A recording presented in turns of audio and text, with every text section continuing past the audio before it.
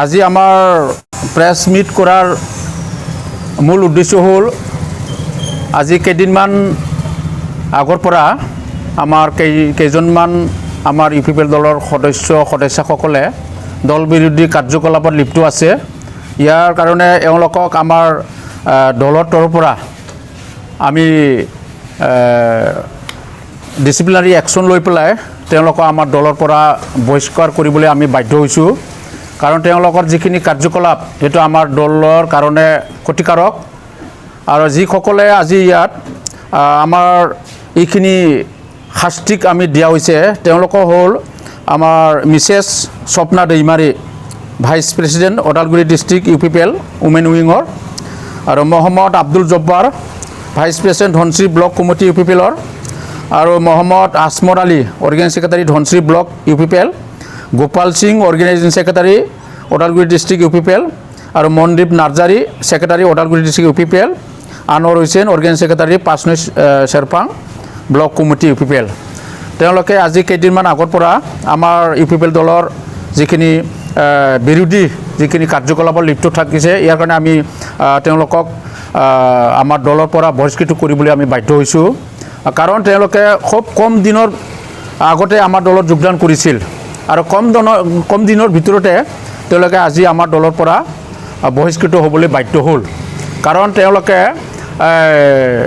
আমাৰ যিটো ৰাজনৈতিক দল যিখিনি কাম কৰিছে তেওঁলোকে মানে দিন হিচাপেহে দল বাগৰা কৰে। আজি আমাৰ লগত, কালি বেলেগৰ লগত তেনেকুৱা ঘূৰি আছে। ইয়াৰ আগত তেওঁলোকে কোনোবা ইউডিএফৰ আছিলে, ইউডিএফৰ পৰা আহি আমাৰ দলত বেছি দিন হোৱা নাই, 2-3 মাহে আমাৰ দলত থাকিল, আকৌ বেলেগ দলৰ লগত যোগাযোগ কৰি আছে। তেনেকুৱা আমাৰ দল বিৰোধী কাৰ্যকলাপ কৰি থকাৰ কাৰণে তেওঁলোকক আজি আমাৰ দলৰ পৰা আমি বহিষ্কৃত কৰিবলৈ বাধ্য হ'ল। আৰু আজিৰ পৰা তেওঁলোকৰ যিখিনি প্ৰাইমাৰী মেম্বাৰশ্বিপ আজিৰ পৰা আমি তেওঁলোকৰ প্ৰাইমাৰী মেম্বাৰশ্বিপটো আমি উইথড্ৰ কৰা হ'ল। লগতে যোৱা 2 তাৰিখত আমাৰ মুদৈবাৰী সমষ্টিৰ বিপ্লৱৰ প্ৰাৰ্থী লগতে প্ৰাক্তন EM জগদীশ চৰকাৰে যে আমাৰ ইউপিপিএল দলৰ সভাপতি প্ৰমোদ বড়োৰ বিৰুদ্ধে যিখিনি বক্তব্য প্ৰদান কৰিছে সেইখিনি যিখিনি বক্তব্য দিছে ইয়াৰ কাৰণে আমি ইউপিপিএল দলৰ তৰফৰ পৰা আমি গৰিহণা দিছোঁ। কাৰণ তেওঁ যিখিনি কথা কৈছে সেইখিনি কথা টোটেলি আনডেমক্ৰেটিক আৰু মিছা, আৰু তেওঁ যিখিনি জঘন্য ভাষা প্ৰয়োগ কৰিছে সেইখিনি জঘন্য ভাষা তেওঁৰ অন্তৰৰে কথা। তেওঁ নিজে তেনেকুৱা চিন্তাধাৰাৰ এজন ব্যক্তি। তেখেতে কৈছে যে আমাৰ ইউপিপিএল দলৰ কৰ্মী বা ইউপিপিএল দলে যে অবড়োসকলৰ যিটো মাটি বাৰী কাঢ়ি লোৱা বা অবড়োৰ ওপৰত যিখিনি অত্যাচাৰ আৰু ভৱিষ্যত ইউপিপিএলে শাসনত আহিলে ইয়াতকৈ বেছি যিটো অবড়োৰ ওপৰত অত্যাচাৰ কৰিব বুলি কোৱা কথা সেই খুব মানে জঘন্য ভাষা, আৰু সেইটো আমাৰ চিন্তাধাৰাত নপৰে, তেওঁৰ চিন্তাধাৰাতে পৰে।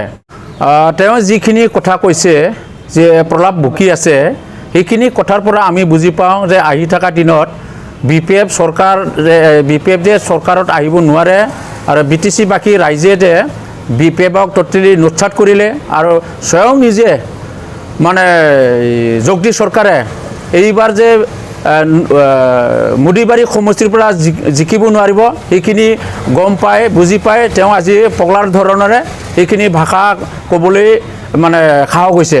এই গতিকে আহি থকা দিনত BPF কাউন্সিলৰ চৰকাৰ নাহে, কাৰণ 17 বছৰত BTC বাকী ৰাইজক যিখিনি ঠকিলে ইয়াৰ প্ৰত্যুত্তৰ দিবৰ কাৰণে BTC বাকী ৰাইজে ৰেডি হৈ আছে।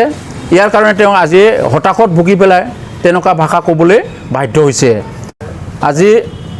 আজি ইউপিপিএল দল সমগ্ৰ BTC অঞ্চলত যিমানখিনি জাতি জনগোষ্ঠী আছে হাগ্ৰামা বা BPF দলৰ বিকল্প দল হিচাপে বাছি লৈছে, আৰু ইয়াৰ কাৰণে সমগ্ৰ BTC অঞ্চলত যিমানখিনি জাতি জনগোষ্ঠী আছে চবে ইউপিপিএল দলক মানে আঁকোৱালি লৈছে, আৰু ভৱিষ্যত আমাৰ সমাজৰ আমাৰ অঞ্চলত মানে ভাল চিন্তা কৰি পেলাই সকলো জাতি জনগোষ্ঠী আজি দলে বলে ইউপিপিএলক আগন্তুক নিৰ্বাচনত ভোট দি কাউন্সিলক ইউপিপিএলৰ হাতত দায়িত্ব অৰ্পণ কৰিবলৈ অলৰেডি BTC বাকী ৰাইজে মনস্থ কৰি ৰাখা হ'ল। আৰু সেইটো গম পাই আজি BPFৰ জগদীশ চৰকাৰ প্লাছ যিমানখিনি BPF-ৰ কৰ্মী নেতা আছে তেওঁলোকে হতাশত ভুগি পেলাই আজি তেনেকুৱা পগলা ধৰণৰ কথা ক'বলৈ আৰম্ভ কৰিছে।